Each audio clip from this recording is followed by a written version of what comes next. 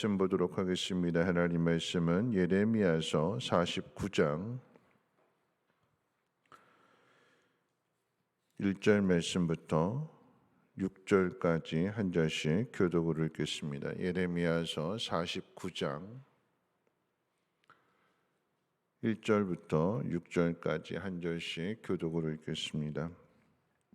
암몬 자손에 대한 말씀이라. 여호와께서 이와 같이 말씀하시되 이스라엘이 자식이 없느냐 상속자가 없느냐 말감이 갓을 점령하며 그 백성이 그 성읍들에 사는 것은 어찌 됨이냐. 여호와의 말씀이니라. 그러므로 보라, 날이 이르리니 내가 전쟁 소리로 암몬 자손의 라빠에 들리게 할 것이라. 라빠는 페어덤이 언덕이 되겠고 그 마을들은 불에 탈 것이며 그때 이스라엘은 자기를 점령하려던 자를 점령하리라. 여호와의 말씀이니라. 헤스보나 슬피 울지어다. 아이가 황폐하였도다. 너희 라빠의 딸들아 부르짖을지어다. 굵은 배를 감고 애통하며 울타리 가운데에서 허둥지둥할지어다. 말감과 그 제사장들과 그 고관들이 다 사로잡혀 가리로다. 해역한 딸아, 어찌하여 골짜기 곧 내 흐르는 골짜기를 자랑하느냐. 내가 어찌하여 재물을 의뢰하여 말하기를 누가 내게 대적하여 오리요 하느냐. 주 만군의 여호와의 말씀이니라. 보라, 내가 두려움을 네 사방에서 내게 오게 하리니 너희 각 사람이 앞으로 쫓겨나갈 것이요 도망하는 자들을 모을 자가 없으리라. 그러나 그 후에 내가 암몬 자손의 포로를 돌아가게 하리라. 여호와의 말씀이니라. 아멘.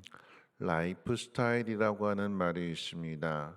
풀어보면 생활 방식, 또는 습관, 아니면 그 사람만의 삶의 특징이라고도 이야기할 수 있을 것인데, 오늘 그 라이프 스타일, 생활 방식에 대해서 함께 생각해 보고자 합니다. 오늘 본문의 말씀은 암몬에 대한 심판의 내용입니다. 암몬이라고 하는 것은 모압과 함께 짝이 되는 거죠. 생각해 보면 관계를 따져본다라고 하면 모압과 암몬은 형제지간인데, 그런데 전에도 말씀드렸습니다만 아브라함의 조카 롯이 첫째 딸과 둘째 딸 술 취해가지고, 그래서 아무것도 모르는 상태에서 그래서 성관계를 맺음으로 인하여서 그래서 만들어진 족속이기도 합니다.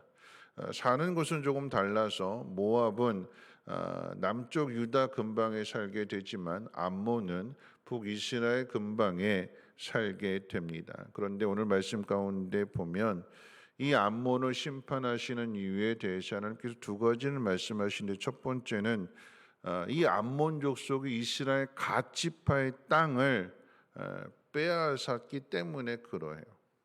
오늘 말씀 가운데 보면 1절에 이렇게 이야기했어요. 말감이 갓을 점령하며 그 백성이 그 성읍들에 사는 것은 어찌 됨이냐. 갓에게 자식이 없느냐?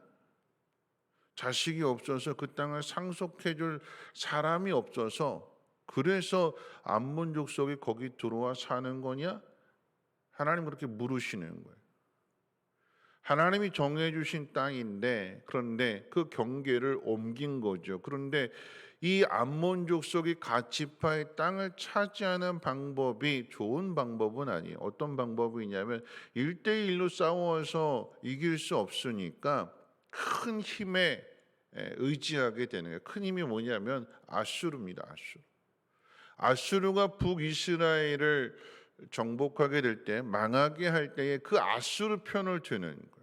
그래서 아수르가 북이스라엘을 정복하는 것을 도와주게 되는 것이고, 그러므로 인해서 갓 지파의 땅을 차지하게 됩니다. 삶의 방식을 보는 거예요. 나 혼자 힘으로 싸워서 남의 것을 빼앗을 수 없으니까 어떻게 해요? 힘 있는 사람 편을 들어서 사람들을 모아서, 그래서 힘이 없는 무너져가는 북이스라엘 치고 그 땅을 뺏는 거예요. 첫 번째 마음이 무엇이냐? 삶의 스타일이 무엇이냐?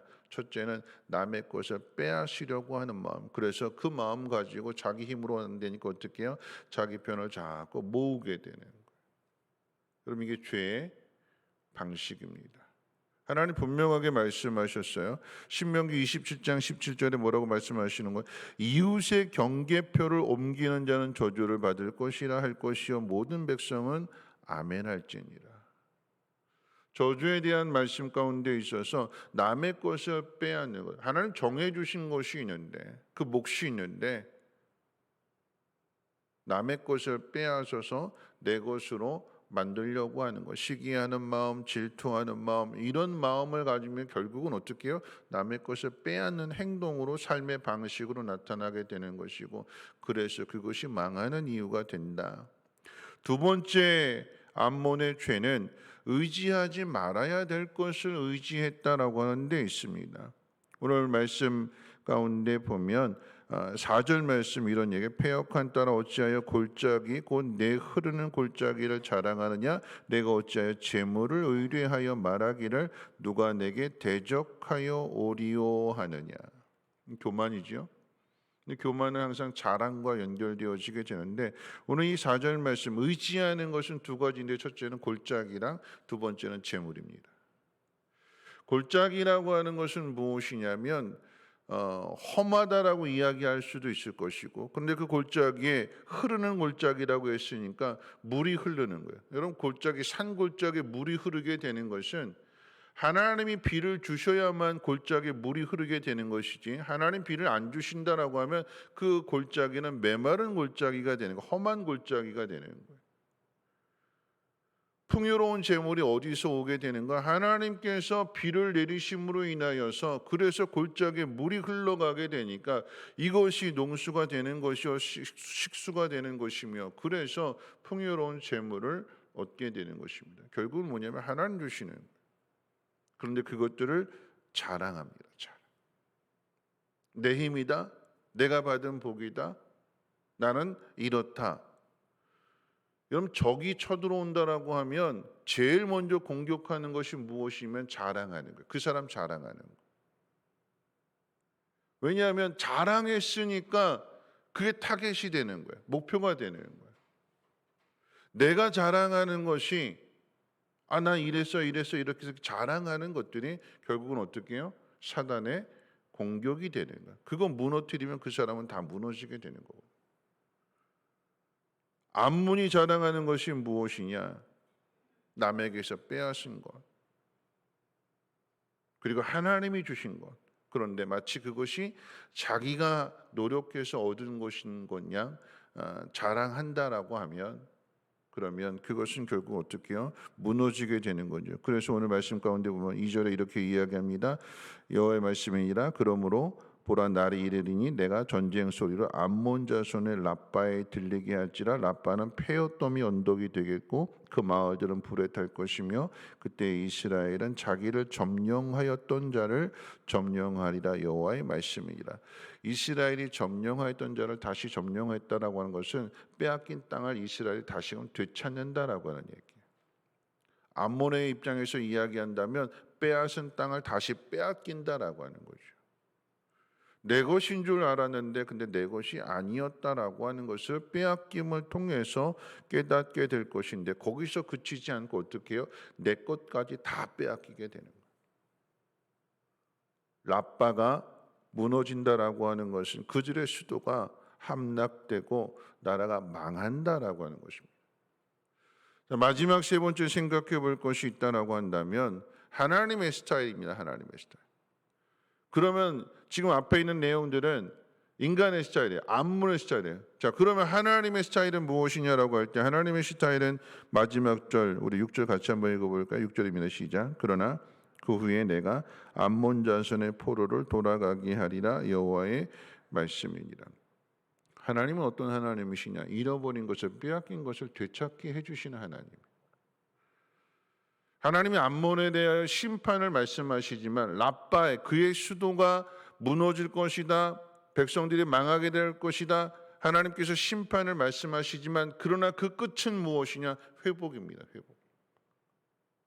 이스라엘 백성들만의 회복이 아니라 어제 살펴봤던 모압의 심판의 맨 마지막도 회복입니다.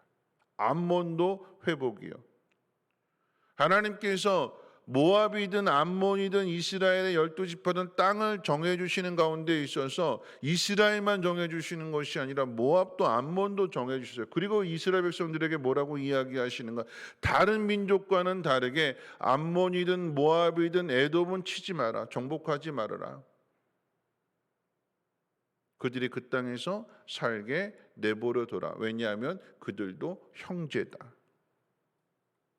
에돔은 야곱과의 형제가 되는 에서의 후손들이잖아요. 모압과 암몬 말씀드렸던 것처럼 아브라함의 조카 롯의 후손들이기 때문에 다 연결이 되는 거예요. 그러니까 비록 하나님께서 이스라엘 백성들과 늘 함께 하시지만 암몬도 모압도 에돔도 버리시는 것이 아니라 하나님 품으로 돌아오게 하시는 하나님의 긍휼과 자비를 베풀어 주시는, 하나님의 스타일이 어떤 스타일이에요? 죄로 인해서 치시지만 근데 그걸로 끝나는 것이 아니라 그 끝이 뭘까요? 돌아오게 하시는 거예요. 회복해 주시는 거예요. 이게 하나님의 스타일이요, 하나님의 성품이고 속성입니다. 그러면 우리는 어떻게 해야 되는 걸까요? 하나님 백성인 우리는 누군가 비판할 수 있어요. 화가 나면 그 화에 따라서 독소를 내뱉을 수도 있어요. 근데 그 끝은 뭐야 될까요? 내가 누군가를 비판하고 내가 누군가에 대해서 독소를 내뱉고 하는 그 가장 궁극적인 이유가 뭘까요? 여러분, 그것이 시기요, 질투요, 미움이라고 한다면 그것은 그대로 그렇게 끝나는 거예요. 그런데 사랑이라고 한다면 어떻게 될까요? 비판으로 끝나지 않겠지요. 부모가 자식에게 매를 들 때 매를 든 것으로 무조건 때려놓고 그걸로 끝낼까요? 아니죠. 어떻게 해요? 매 맞은 자리 보게 되고 주물러주고 어루만져주고 기죽어 있으면 밥 먹여주고 격려해주는 거잖아요. 끝은 그거잖아요. 끝은 부모가 자식에게 대할 때 끝이 뭘까요? 사랑입니다. 하나님은 왜 심판하시는 거예요? 잘못된 거 바로 잡기 위해서. 하나님이 정해주신 것에 대하여 감사하며 만족하며 남의 것을 빼앗는 것이 아니라 남을 도와주는 사람이라 되라고, 어제 말씀처럼 남의 일이 남의 일이 아닌 남의 일이 내 일이 되게 하시고 그 남을 돕는 것으로 인하여 하나님 나에게 복을 주시는, 남을 도와줄 만한 것이 없다면, 그런 마음이 없다면 나 혼자 잘 먹고 잘 사는데 하나님 거기 복을 주실까요? 내가 누군가에게 유익이 되고 내가 누군가를 사랑하고 누군가를 섬기고 그게 하나님의 방식이기 때문에, 하나님의 성품이기 때문에 그 일을 하려고 하는 사람에게 하나님 복을 주시는 거죠. 뭐 하라고요? 사랑을 나누라고요. 하나님은 암몬이 자랑하는 거 치신대요. 빼앗은 거 다시 빼앗기게 하신대요. 그런데 그 끝은 다시 돌아올 거다. 내가 다시 회복해 줄 거다. 그게 하나님의 라이프 스타일, 하나님의 성품. 그게 끝의 모습이라고 한다면 우리의 모습은 어떠해야 될까요? 우리도 똑같아야 되지 않을까요?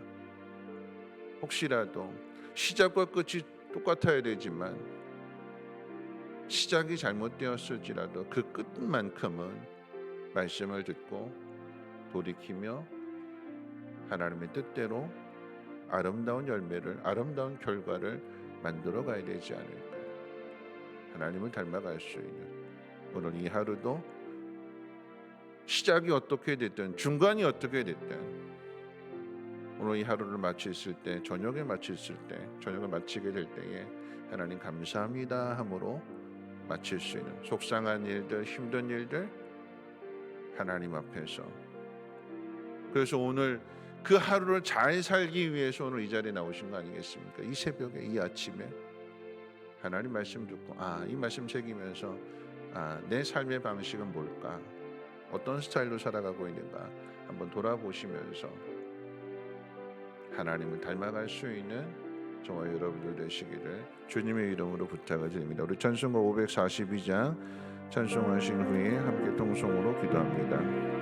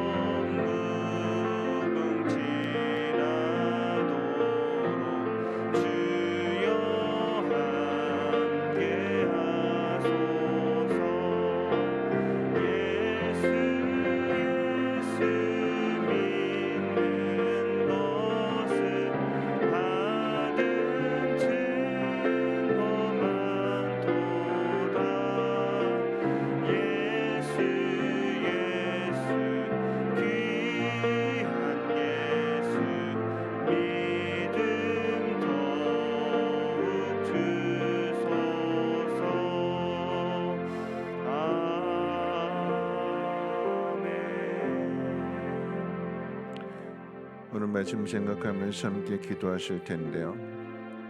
라이프 스타일, 삶의 방식, 나만의 삶의 모습이 있을 거예요. 근데 그 나만의 삶의 모습이 사람만의 모습이 아닌 하나님의 모습을 드러내는 것이 그리스도인의 사명이 아니겠습니까? 오늘 말씀 기억해 보면서 남의 것 빼앗으려고 하지 말고, 또한 내 것 자랑하려고 하지 말고 남을 도와줄 수 있는, 부모와 자녀의 관계로 이야기한다면 누군가를 비판하고 누군가에게 마음을 아프게 했다면 그걸로 끝내는 것이 아니라, 부모는 어떻게 한다고 그랬어요? 맛있는 거 사주잖아요. 사랑을 보여주잖아요. 누군가를 비판했으면 비판으로 끝나지 말고 맛있는 것을 사줄 수 있는, 그래서 마지막을 사랑으로 마무리할 수 있는 그런 삶의 모습이 되게 해달라고, 오늘 이 하루도 하나님을 닮아갈 수 있는 모습 되게 해달라고 마지막을 마쳤을 때에 기쁨으로 감사함으로 만족함으로 마칠 수 있는 오늘 하루 되게 해달라고 함께 통성으로 하나님 앞에 기도합니다. 좋으신 하나님 감사합니다. 하나님 오늘 말씀을 듣습니다. 하나님 나도 모르게 내 생활 방식들이 있습니다. 그런데 이 생활 방식들이 세상 사람들을 닮아가지 않게 하시고 하나님을 닮아가기를 원합니다. 하나님의 성품을 하나님의 속성을 닮아갈 수 있도록 하나님 지혜와 분별력을 도와해 주시고 남을 미워하거나 시기하거나 질투하지 않게 하시고 남의 것 빼앗지 않게 하시고 그 경계를 옮기지 않게 하시며 나의 것을 잘 지켜나갈 때에 또한 내 것을 자랑하지 않게 하시고 그 모든 것 하나님께서 주신 것인데 어찌 내 것인 양 자랑할 수 있겠나이까. 하나님 계곡의 물이 흐르고 골짜기의 물이 흐르는 것을 밑으로 잘 흘려보내서 모두가 다 함께 그 물을 마시며 함께 기쁨을 누리게 하옵시고 하나님 혹시라도 하나님 뜻에 따라서 어려움 당하고 있다면 하나님 그 모든 것들을 다시금 회복시켜 주시는 분이 하나님이신 것처럼 하나님 그 마지막이 사랑으로 전하여 줄 수 있도록 하나님 우리를 다스려 주시고 우리의 발걸음을 하나님 인도해 주옵소서. 남을 행복하게 해줄 수 있는 기쁘게 해줄 수 있는 그런 삶이 되게 하시고 오늘 이 하루의 삶을 마쳤을 때에 하나님 감사합니다. 하나님 앞에 감사의 고백을 하며 하나님 앞에 영광 돌릴 수 있는 귀한 날 귀한 시간들 되어줄 수 있도록 하나님 은혜 베풀어 주시옵소서.